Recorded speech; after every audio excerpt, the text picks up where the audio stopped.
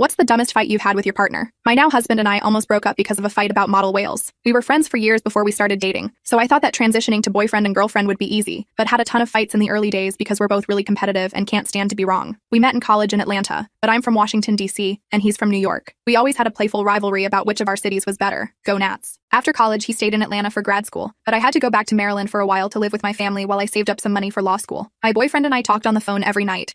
But obviously long distance is hard, so we were arguing even more than we did in person, usually about stupid poop, but nothing compared to the whale fight. My family and I went on a vacation to New York City. While we were there, we went to the American History Museum. I called my boyfriend that night and told him about the trip to the aquarium, and he asked me if I'd seen the blue whale model at the aquarium. Of course I had. It's massive. But then he tried to tell me it was the biggest model blue whale in the world. I told him that was absolutely incorrect, because the one at the National History Museum in DC is the biggest in the world.